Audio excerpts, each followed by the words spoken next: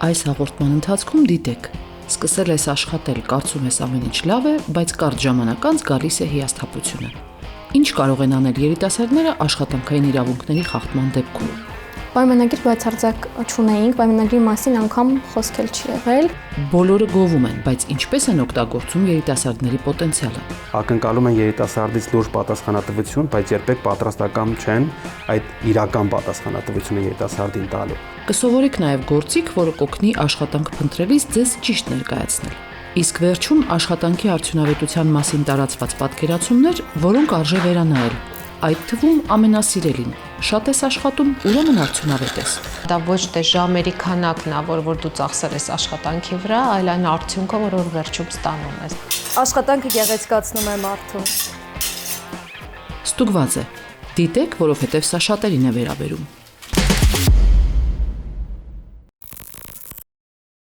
Երիտասարդների համար առաջին աշխատանքը սովորաբար սկսվում է մեծ ոգևորությամբ ու հավատով, որ ամեն ինչ հրաշալի է լինելու։ Հետո գալիս է առաջին անակնկալը։ Պայմանագիր չկա, բայց պարտականություններ լիքը։ Աշխատավարձ կա, բայց մի քիչ ուշանում է։ Իսկ հետո ընդհանրապես չքվում է։ Շատերը մտածում են, որ սա նորմալ է եւ աշխատանքային ուղին պարտադիր այսպիսի փուլով է անցնում։ Իրականում սա իրավունքների չիմացություն կամ անտեսում է։ Այսօր խոսելու ենք աշխատանքային իրավունքների կարևորության մասին։ Ինչ խնդիրների են բախվում երիտասարդները։ Ինչ անել, երբ գործատուն մի քիչ մոռացել է աշխատանքային իրավունքների մասին։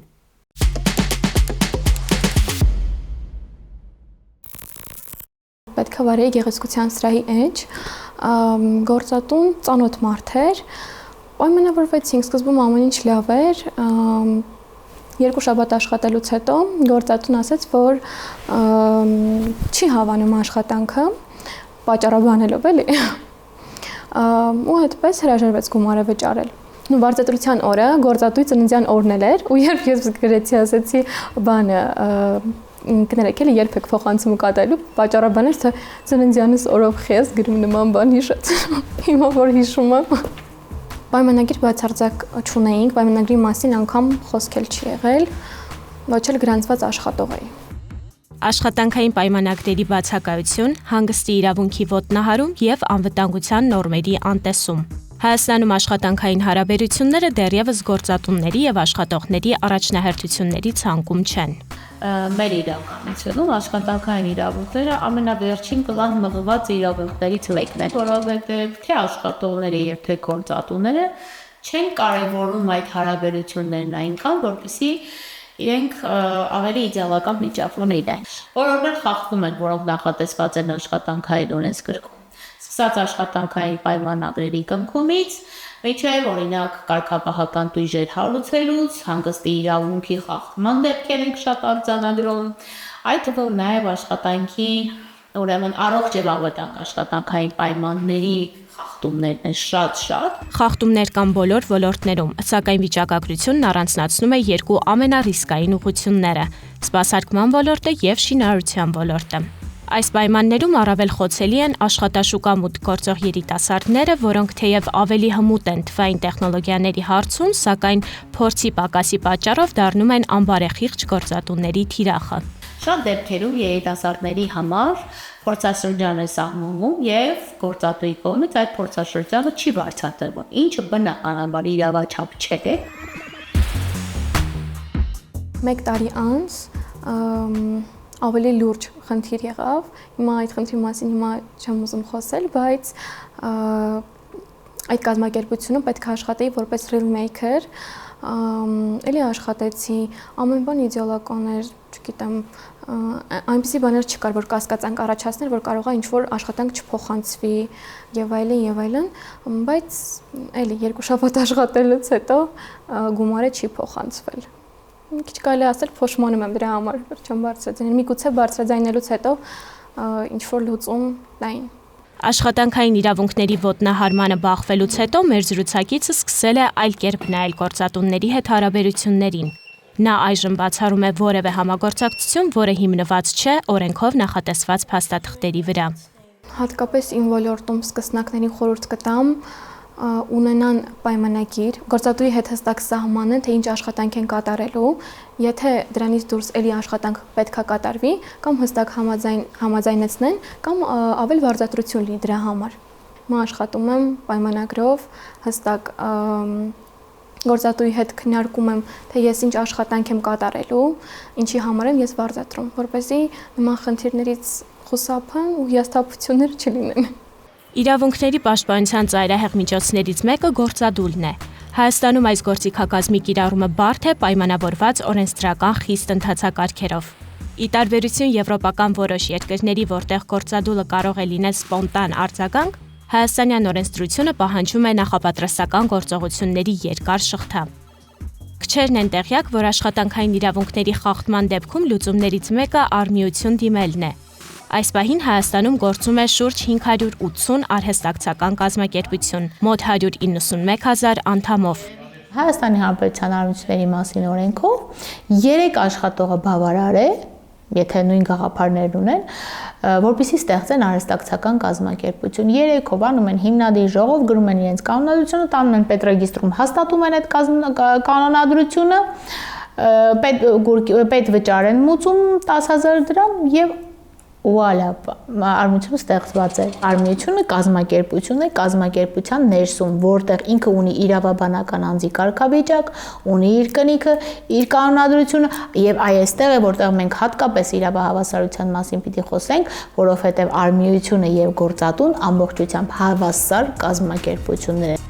Աշխատանքային օրենսգրքի 3-րդ հոդվածի համաձայն աշխատանքային իրավահարաբերություններում կատարվող աշխատանքը պետք է լինի արժանապատիվ, իսկ կողմերը հավասար յուրաքանչյուրն իր իրավունքներով եւ պարտականություններով։ Յուրաքանչյուր անգամ, երբ մենք բարձրաձայնում ենք խախտման մասին, մենք այլևս կախարգելում ենք հաջորդ խախտումը։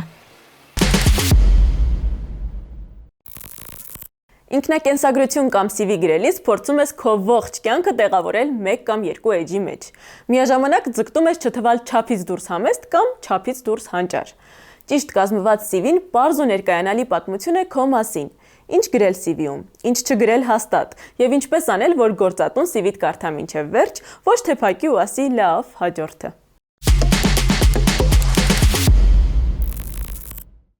Ողջույն, աշխատանք փնտրելիս ամենակարևոր քայլերից մեկը ճիշտ կազմված CV-ն է։ Մինչ ձեզ կհրավիրեն հարցազրույցի, գործատուն ձեր մասին առաջին տպավորությունը կազմում է CV-ն կարդալով։ Դա փաստաթուղթ է, որտեղ համառոտ ներկայացնում ես քեզ, կրթությունդ, փորձդ, հմտություններդ, այն պետք է լինի հստակ կազմված եւ հեշտ ընթերնելի։ Եկեք միասին պատրաստենք ճիշտ եւ գրագետ CV։ Այս հարցում մեզ կօգնի Canva գործիքը։ Google-ում որոնում ենք canva.com։ Շատ պարզ քայլերով գրանցվում ենք կայքում եւ սկսում ենք ստեղծել մեր CV-ն։ Գնանք templates բաժին եւ ընտրենք resume հատվածը։ Կարող ենք ընտրել որևէ դիզայնի օրինակ։ Լավ կլինի ընտրենք շատ բարձ եւ մինիմալիստական դիզայն։ Սեղմում ենք այդ դիզայնի վրա եւ customize this template։ Կբացվի աշխատանքային նոր պատուհան, որտեղ կարող եք փոփոխել տառատեսակը, չափը, գույնը։ Եկեք միասին ընտրենք լուսանկարը։ Այն չպետք է լինի առօրյա։ Լավ կլինի աշխատանքային լուսանկարը։ Իսկ հիմա ավելացրեք ձեր անձնական տվյալները՝ անուն, ազգանուն, հեռախոսահամար եւ էլեկտրոնային հասցե։ Բնակության վայրը նույնպես կարելի է ներառել։ Սոցիալական հարթակների հղումները ավելացրեք միայն այն դեպքում, եթե դրանք կապված են ձեր մասնագիտական գործունեության հետ։ Նկարագրություն բաժնում հակիրճ ներկայացրեք ձեզ, որտեղ եք աշխատել, ինչ հմտություններ ունեք, ավելի մանրամասն կպատմենք մյուս հատվածում։ Կրթություն բաժնում գրեք ձեր ուսումնառության մասին, սկսելով վերջին ավարտած հաստատությունից։ Նշեք ուսման տարիները, կրթական հաստատության անվանումը եւ մասնագիտությունը։ Եթե մասնակցել եք դասընթացների, սեմինարների, դրանք անպայման ներառեք այս բաժնում։ Հաջորդը աշխատանքային փորձն է։ Նշեք այն կազմակերպությունները, որտեղ աշխատել եք, ձեր զբաղեցրած պաշտոնը եւ հիմնական պարտականությունները։ Եթե աշխատանքային փորձ դեռ չունեք, կարող եք ներառել պրակտիկաները կամ կամավորական գործունեությունը։ CV-ն կարող եք ամփոփել, ներառելով այլ հմտությունները, օտար լեզուների, համակարգչային ծրագրերի իմացությունը եւ այլն։ Այս մանրամասները հաճախ լրացուցիչ հետաքրքրություն են առաջացնում գործատուի մոտ։ Ավարտելուց հետո սեղմում ենք Share, Download եւ ընտրում ենք PDF ֆորմատը։ Սա ամենատարածված տարբերակն է։ Կարևոր է լինել ազնիվ, գրել հակիրճ եւ խուսափել ավելորդ տեղեկատվությունից։ Լավ CV-ն պետք է լինի ոչ թե երկար, այլ նպատակային եւ հստակ։ Ճիշտ ներկայացված տեղեկությունը կմեծացնի աշխատանքի առաջարկի հնարավորությունը։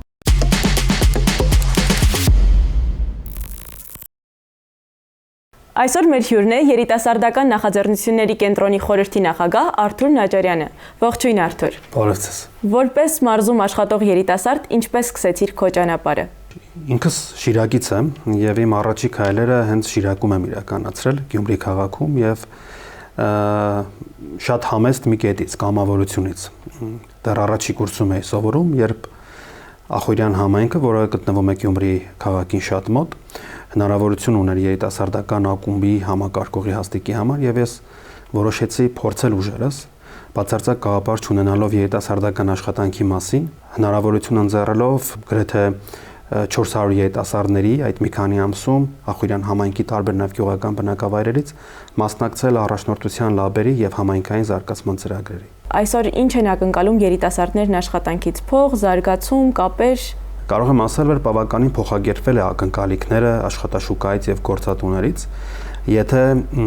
հետերկրաշարժան սերունդին ենք նայում այն շրջանը, երբ որ ես ինքս եմ եղել նաեւ կամավոր, մեզ համար առաջնահերթ դա փորձի ձեռքբերումն էր, եւ մենք պատրաստ էինք տարիներ շարունակ այն գաղափարին, որին որ մենք հավատում ենք եւ ներգրաված էինք,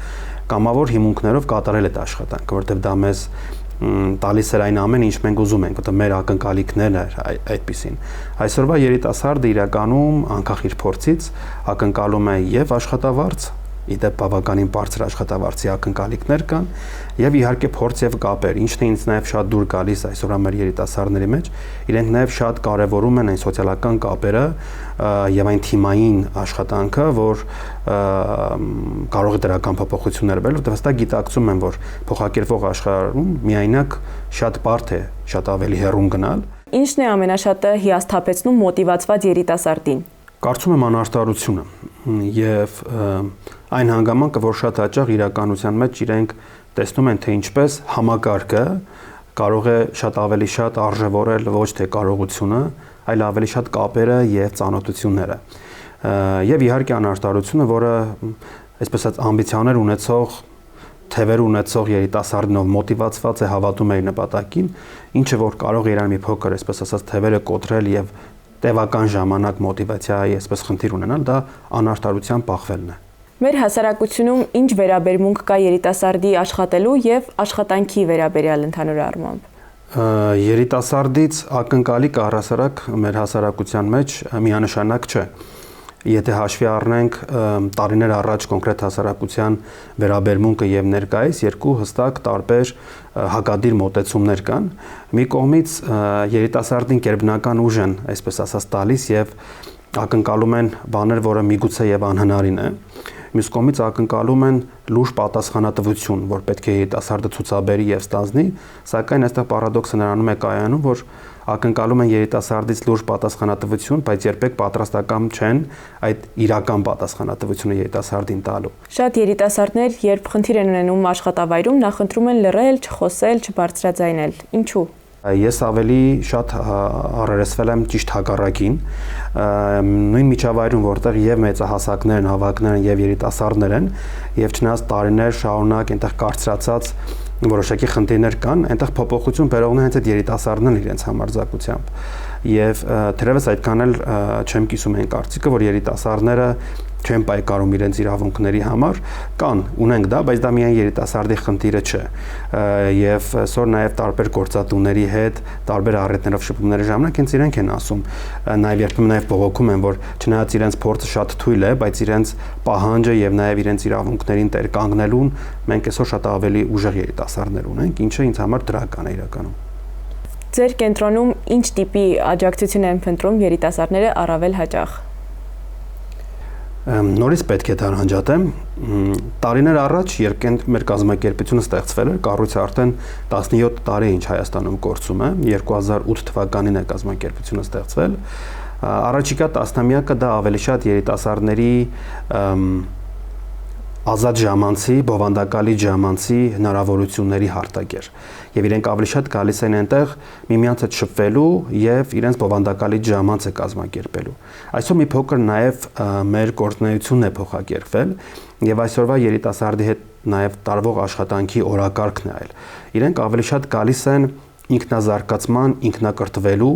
ավելի շատ վստահություն գտնելու եւ այդ ուղղությունը տեսնելու համար։ Միջավայրը, որտեղ իրենք հստակ գիտեն, որ այստեղ ունեն աջակիցներ, ունեն մենտորներ, որտեղ նորից պետք է կրկնվեմ, իրենք իրավունք ունեն սխալվելու եւ դրանց համար պատժի իրենք չեն ենթարկում։ Սա իրենց ողջևորում է, որովհետեւ իրենք գալիս են եւ սեփական նախաձեռնություններով են հանդես գալիս, տեսնում են դրանց արդյունքները։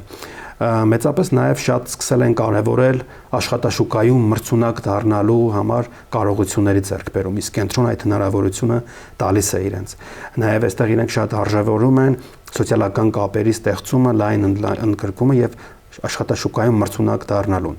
Եվ շատ կարևոր է, որ այսօր Հայաստանի տարբեր համայնքներում, մարզերում, մասնավորապես հեռավոր գյուղական համայնքները սկսել են կարևորել երիտասարդական տարածքներ ունենալու մասին, որտեղ Հայաստանի Հանրապետությունում երիտասարդական քաղաքականության մասին օրենքի ընդունումից հետո նաև արդեն համայնքապետարանների համար սա դարձել է շատ կարևոր առաջնահերթություն, որտեղ օրենքով նաև կնկալվում է, որ պետք է համայնքները երիտասարդների համար ծառայություններ մատուցեն։ Ասում եմ, իսկ ինչպես պետք է մատուցել ծառայությունը, եթե ոչ երիտասարդական միջավայրեր ստեղծելով եւ այդ հնարավորությունը երիտասարդներին տալով։ Եվ շատ կարեւոր է, որ եւ այսօր միջազգային համայնքը եւ տեղական հասարակական կազմակերպությունները, մասնագիտական ոլորտային աշխատող եւ պետական լիազոր մարմինը գրեթե նույն ափսեում են եւ բոլորը մտածում են Հայաստանում երիտասարդական միջավայրեր բացելով համայնքային երիտասարդական ծառայություններ ավելի հասանելի եւ ավելի բովանդակալից դարձնելու։ Շփվելով տարբեր գործատուների հետ, ինչ եք կարծում, կարևոր է, որ երիտասարդները անձնակազմերում շատ ներգրավված լինեն։ Կարծում դա առհասարակ կյանքի կարևոր կենսական նշանակություն ունեցող հարց է, որովհետև երիտասարդները թիմերում ներգրավելով իրենց հետ բերում են թարմություն, նոր գաղափարներ եւ մենք չենք կարող չասել, որ սերունդների օրակարգային հարցերը եւ կարիքները սերունդ առ սերունդ փոփոխվում է, իսկ հաստատությունները, կոլեկտիվները, անձնակազմերը հիմնականում կառույցներում նույն աշխատանքային մշակույթն ունեն եւ եթե իրենք ուզում են այդ փոխակերպող մշակույթը ունենալ, դեպի զարգացումը գնալ, նաեւ մատը զարգերակի վրա պահել, հասկանալ իրենց գործունեության ոլորտում տեղի ունեցող փոփոխությունները, տրենդային խնդիրները նաեւ, թե ինչպես է մտածում շահագերգիր կողմը, ինչպես է մտածում շահառուն եւ ինչպիսին է կարիքները եւ դրանց լուծման ուղիները, միանշանակ դա ոչ թե ցանկալի, այլ խիստ պարտադիր է, որ երիտասարդները մշտապես լինեն թիմերում, որտեղ դա բերում է փոփոխվող արժեքներ, կայուն փոփոխվող արժեքներ, ես կասեի, որտեղ այն ինչ կարևոր է մնում է, բայց երիտասարդը իր հետ բերում է թարմություն, նոր գաղափար, նոր նախաձեռնություններ, իսկ դա դառնում է արդեն համապատասխան ընկերության, կազմակերպության, թիմի համար հավելյալ արժեք եւ որ իր հերթին նաեւ հավելյալ արժեք կրող արդյունքներ է բերում։ Դուք ձեր խոսքում անդրադարձաք երիտասարդական քաղաքականության մասին օրենքին։ Ինչքանով է կարևոր դրա ընդունումը եւ ինչ փոփոխություններ կբերի այն երիտասարդների կյանքում։ Երիտասարդական քաղաքականության մասին օրենքը դա պարզապես փաստաթուղթ չէ։ Դա ինձ համար հստակ վերաբերմունք է երիտասարդի։ Եվ եթե դա արժեքահեն է, եթե դա իրականում դրական փոփոխություն ունեցող փաստաթուղթ է, իսկ դա պետք է ստակ արտահայտված լինի այդ փաստաթղթի մեջ, դա օգնում է երիտասարդին հասկանալու, որ իր ապագան ոչ թե պատահականություն է հստակ մտածված, պլանավորված եւ իր պետության, իր կառավարության կողմից իր ապագան ձևավորելն է դա ուղղված։ Ինչը տալիս առհասարակ երիտասարդական քաղաքականությունը երիտասարդին իր խոսքը, իր ձայնը լսելի է դարձնում, ինքն իրեն ավելի արժևորված եւ կարեւորված է զգում եւ կարողանում է նաեւ ինքնուրույն որոշել պատասխանատվություններ ստանձնել։ Իսկ այդ պատասխանատվությունը իր հերթին բերում է նախաձեռնություն ի աջակցություն համայնքի այն միջավայրի, որտեղ ինքը ապրում է։ Իսկ այն միջավայրում, որտեղ երիտասարդի ձայնը լսելի է, որտեղ երիտասարդը մասնակցող է, տեսնում է, որ ինքը իրավունք ունի ծախողելու, բայց նաև հաջողելու եւ ստացվում է, որ մենք ձևավորում ենք Հայաստանում երիտասարդակենտրոն կառավարում եւ երիտասարդակենտրոն մետուցում, որը հավատացեք ամբողջ աշխարհի փորձը ցույց է տալիս, որ միայն ու միայն բերում է հաջողության, խաղաղ միջավայր եւ բարեկեցիկ միջավայր ստեղծելուն։ Շնորհակալություն բովանդակալի զրույցի համար, Արթուր։ Եթե սուրճ խմես, հաստատ կթարմանաս։ Եթե շատ զբաղված ես, ուրեմն նաև արդյունավետ ես։ Եթե նույն տեղում երկար աշխատես, կլճանաս։ Սոցցանցերում, ընկերական զրույցներում, անգամ աշխատավայրերում այս պնդումները պտտվում են այնքան հաճախ, որ երբեմն սկսում ենք ընդունել դրանք որպես բացարձակ ճշմարտություն։ Բայց ի՞նչն է իրականում ճիշտ, ինչը չափազանցված, եւ որ պնդումներն արժե արդեն թոշակի ուղարկել։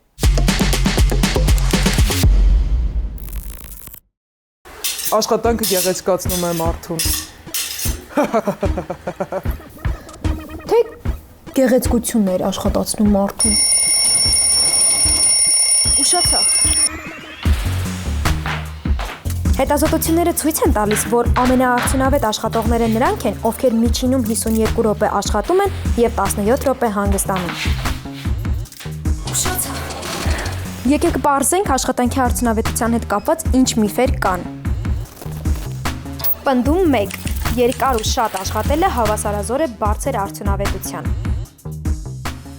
Իրականում երևի միֆ է, որովհետև ինչ է նշանակում երկար աշխատել։ Եթե ինչ-որ բանի վրա շատ երկար ես աշխատում, շատ հնարավոր է, որ կամ ինչ-որ բան սխալ ես անում, կամ ճիշտ ես անում, բայց սխալ ձևով ես անում, հա? Ոնց որ տենց ինտերպրետացիա էլ կարող ենք տալ, եւ իրականում եթե մենք արդյունավետություն ենք ուզում չափել, ապա դա ոչ թե ժամերի քանակն է, որ դու ծախսել ես աշխատանքի վրա, այլ այն արդյունքը, որ վերջում ստանում ես։ Great Place to Work կազմակերպության հետազոտությունների արդյունքում պարզվել է, որ Ամերիկայում 2025 թվականի տվյալներով հնարավոր աշխատանքների 52%-ը անցել են հիբրիդային աշխատանքի, իսկ 27%-ը ամբողջովին հեռավար են աշխատում։ Լավ, գոնե հեռավար աշխատանքի անցա։ Պնդում 2. Հեռավար աշխատանքը ավելի թեթև ռեժիմ է ենթադրում։ Ուսումնասիրությունները ցույց են տալիս, որ շատ հաճախ հեռահար ռեժիմը դառնում է 24/7 աշխատանք։ Այսինքն անընդհատ աշխատում մարդ, եւ մենակ այն դեպքում է դա իսկապես արդյունավետ եւ կարծես թե ավելի թեթև, եթե դու կարողանում ես սահմաններ գծել եւ ասել սա աշխատանքային ժամերն են, սա ոչ աշխատանքային ժամերն են, բայց շատ քիչ մարդիկ են դա անում։ Ծովահեն Դեյվի Ջոնսը 10 տարին մեկ էր ցամաքիչնում։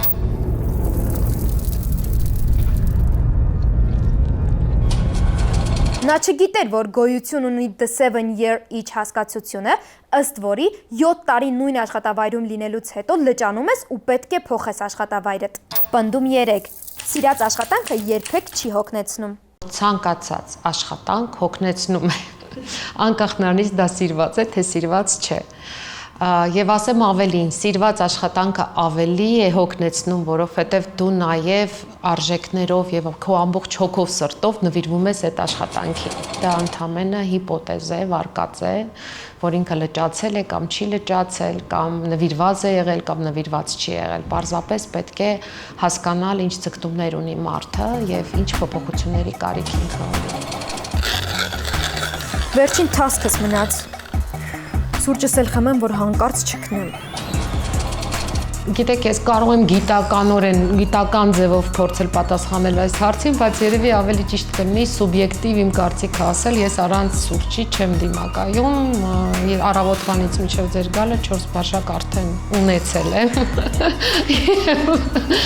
Եվ չեմ պատկերացնում, ասենք, ոնց կարող է իմ աշխատանքային օրը սկսվել առանց սուրճի։